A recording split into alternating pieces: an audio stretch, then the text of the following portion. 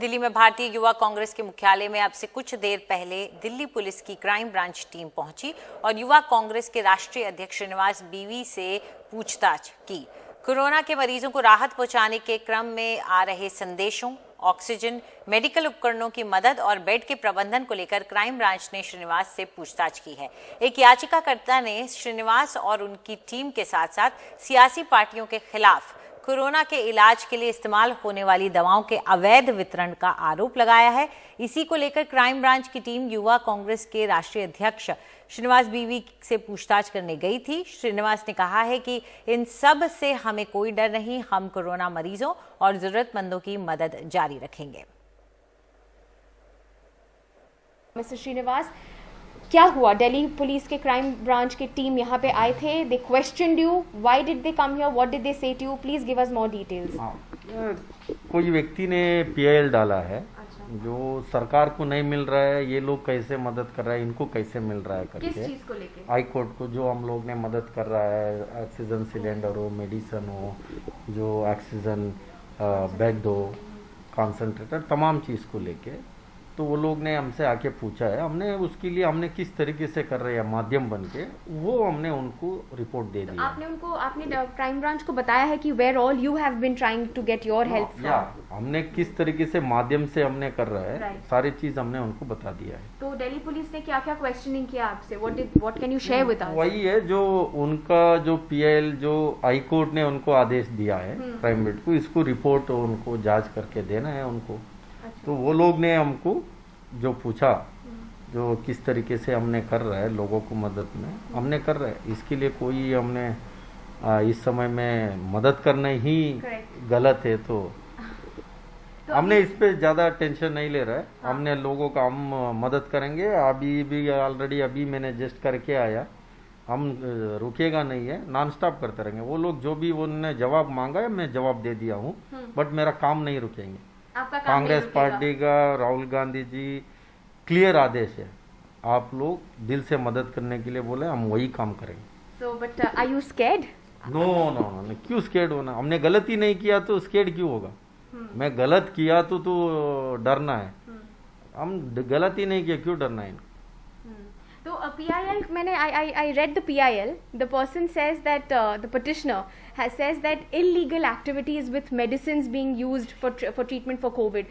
Politicians belonging to different political parties are using it in illegal manner. मैं अभी तक उसको PIL को मैंने देखा नहीं है। आपने PIL पढ़ा भी नहीं अब तक? पढ़ा भी नहीं है उसका। अच्छा। अभी वो लोग आके जो पूछा है मैंने उसको जवाब दिया है।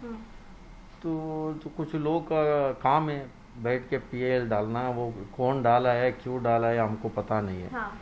बट हमने जो भी जवाब देना है हमने दे दिया। अच्छा, लेकिन you have been the one last question, you have been the star in front of this COVID SOS. Everybody knows the one person, Mr. Srinivas. Of course, now there are so many other people. उसके बारे में आपका क्या कहना है? आप तो लोगों की मदद कर रहे हैं।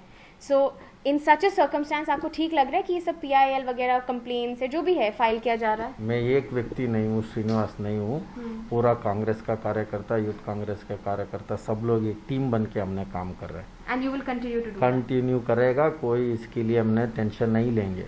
हम इस समय में एक ही मकसद है, एक छोटा मदद से एक जान बच सकते हैं। देश का हालत क्या है इनको पता होना चाहिए। घर पे जो भी घर पे किस तरीके का जो मौत हुआ है उनका परिवार का हालत क्या है जी। वहीं कांग्रेस नेता रणदीप सुरजेवाला ने कहा है कि लगता है कि मोदी जी ने मदद करने को अपराध कहा है, इसलिए आज श्रीनिवास बीवी से पूछताछ हुई है। नमस्कार साथियों, आज इस देश के हर व्यक्ति को निर्णय करना पड़ेगा कि क्या मुसीबत में ऑक्सीजन पहुंचाना अपराध है? क्या रेमडेसिवियर का इंजेक्शन लेने में मरते हुए व्यक्ति की मदद करना अपराध है? क्या दवाई पहुंचाना मरीज तक अब इस देश में अपराध है? लगता है नरेंद्र मोदी जी ने कहा कि हाँ ये अपराध है। इसीलिए आज भारतीय राष्ट्रीय युवा कांग्रेस के कार्यालय में बी श्रीनिवास जी और युवा कांग्रेस की पूछताछ के लिए दिल्ली पुलिस को अमित शाह जी और नरेंद्र मोदी जी ने भेजा है। क्या इससे भी घृणित और गिरा हुआ कार्य कोई हो सकता है? इस पर ज्यादा जानकारी के लिए आइए सीधा रुक करते हैं हमारी सहयोगी सोनाक्षी चक्रवर्ती का। सोनाक्षी, श्रीनिवास से जो आपने बात की वो तो हमने सुनी ही, जिसमें उन्होंने पूरी बातें बताई है, लेकिन वहां पर काम में तो कोई इसकी वजह से बाधा नहीं आई है? लोगों का काम तो चल रहा है पूरा अभी भी? जी बिल्कुल अंजलि, आपने ठीक कहा। यहाँ पे काम पे कोई ऐसा कोई प्रेशर नहीं आया है, रोका नहीं गया है काम यहाँ पे। बिल्कुल जैसे ही मैं श्रीनिवास जी से बात करना चाहती थी, वो एक्चुअली किसी और की मदद कर रहे थे। वो SOS कॉल्स में लगे थे और उन्होंने थोड़ा सा टाइम निकाल के फिर हमसे बात की और फिर वापस लोगों की मदद करने वापस चले गए। उनसे जब हमने बात की, आपने सुनी लिया कि इट इज़ वेरी क्लियर, उनको जो स्टेटमेंट देना था दिल्ली पुलिस क्राइम ब्रांच को, उन्होंने रिकॉर्ड कर दिया है। दिल्ली पुलिस ने भी एक writ petition based from mister Deepak Singh, उन्होंने भी बोला है कि they have recorded mister Srinivas statement record कर दिया है।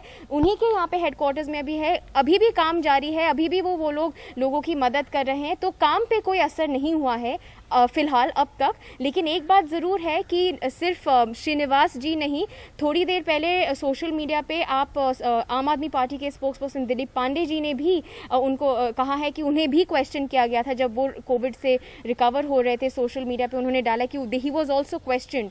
तो ये अभी हो रहा है, लेकिन फिलहाल श्रीनिवास के टीम पे या उनके काम पे अभी भी कोई ऐसा रोका नहीं गया है।